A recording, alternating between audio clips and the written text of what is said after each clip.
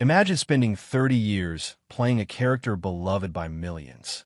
Imagine being called back, after all that time, to film the reunion fans had waited decades to see. And then imagine feeling completely alone on that set. That is what Marina Sirtis, Counselor Deanna Troi of Star Trek, The Next Generation, says she experienced during the filming of Star Trek, Picard Season 3. And when she finally spoke about it, she used words that stopped the entire fandom in its tracks. She said, "You broke my heart." Before we get into what happened behind the scenes on Picard, we need to understand who Marina Sirtis is, not just as an actress, but as a figure in the Star Trek universe. Born in London in 1955 to Greek immigrant parents, Sirtis trained at the Guildhall School of Music and Drama, one of the most prestigious drama conservatories in the UK. She came to Star Trek, The Next Generation in 1987 as Counselor Deanna Troi, the ship's empathic half-betazoid therapist, a character who was there not to fire weapons or issue commands, but to feel, to listen, to understand what others could not. For 7 seasons and 4 theatrical films, Sirtis inhabited that role with warmth, humor, and a quiet dignity that earned her a place in the hearts of millions.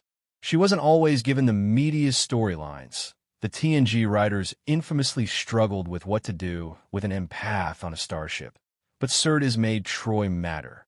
And through it all, she built what appeared to be deep, genuine friendships with her castmates: Patrick Stewart, Jonathan Frakes, Brent Spiner, Gates McFadden, LeVar Burton, Michael Dorn. The TNG family, as they've been called, a chosen family formed across the stars, which makes what she revealed in 2024 all the more heartbreaking. To understand what happened on the set of Picard, we need to step back to 2020. The world had just been upended by the COVID-19 pandemic. Hollywood had ground to a halt. Studios sat dark. Productions around the world were suspended indefinitely. Star Trek, Picard was already in the middle of its 2nd season when the pandemic struck and the productions restart. Like nearly everything in the entertainment industry at the time, was governed by strict health protocols.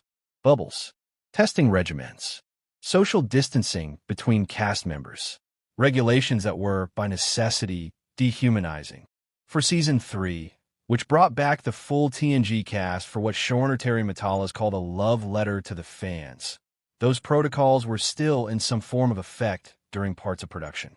Cast members couldn't simply gather in a dressing room and reminisce. They couldn't have the casual lunches and off-camera moments that cement real-life friendships during long shoots. Now add to this the fact that Marina Sirtis was dealing with something far more devastating than a global pandemic on a logistical level. She was grieving. In 2019, Marina Sirtis lost her husband of 24 years, guitarist Michael Lamper, to an accidental drug overdose. He was 61. She was devastated.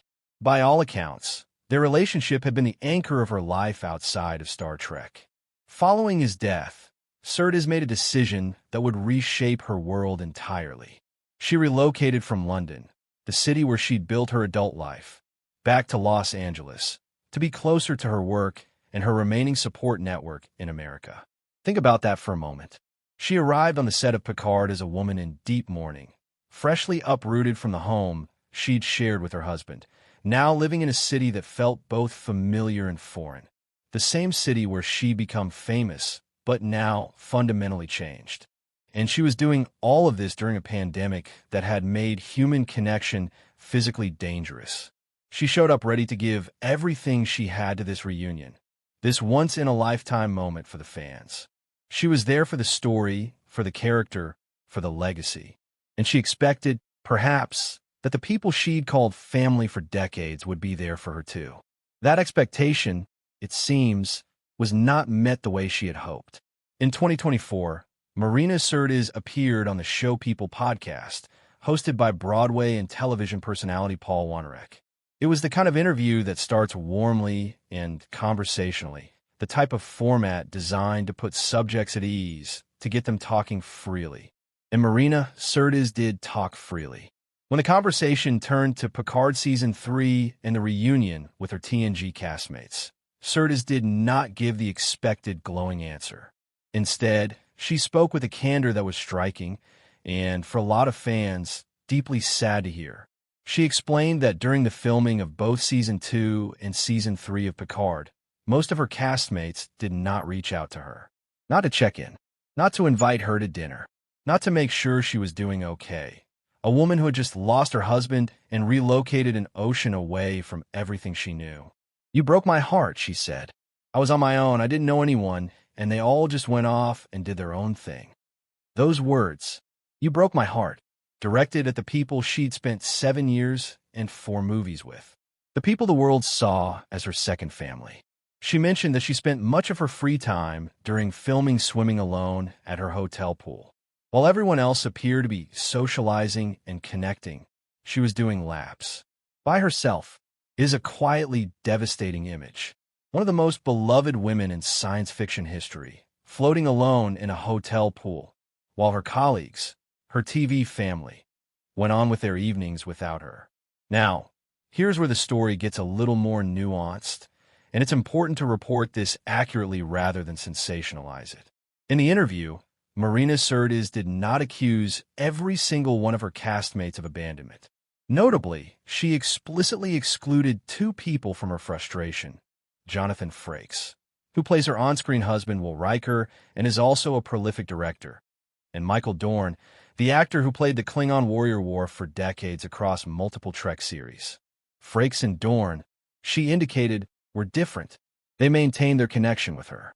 They were present. This is an important detail. It tells us that the issue was not a universal breakdown in the TNG ensemble's relationships. It was specific, selective, which in some ways makes it more painful because it means some people did reach out. Some people did think to check in. Others apparently did not.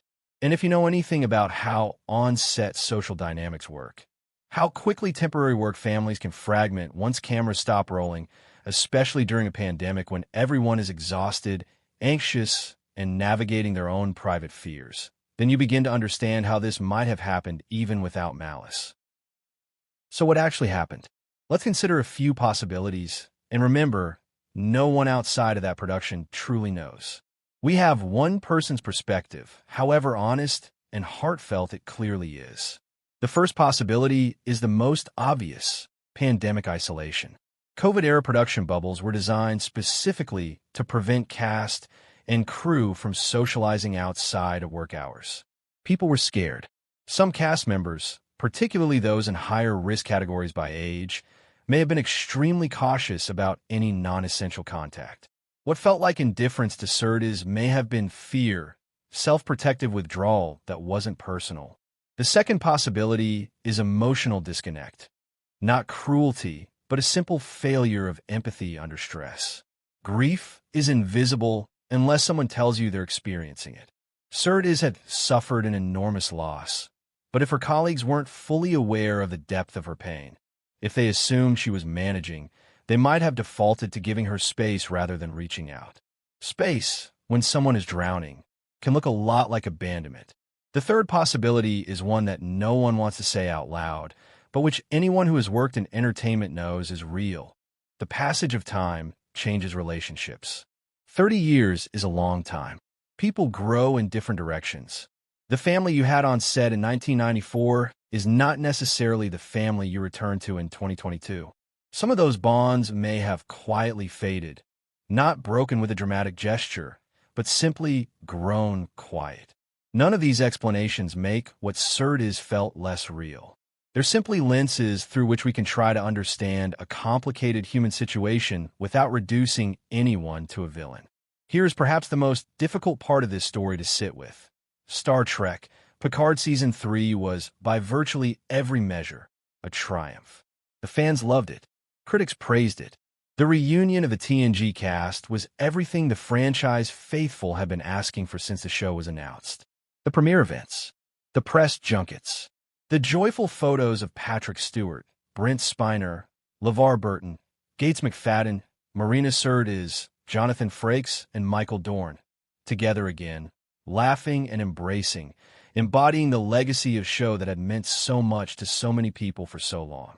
To the outside world, this was a story of joyful reunion, of Hollywood doing something rare and right, honoring its past, giving its veterans the spotlight they deserved, letting a beloved ensemble say goodbye to these characters with grace and intention.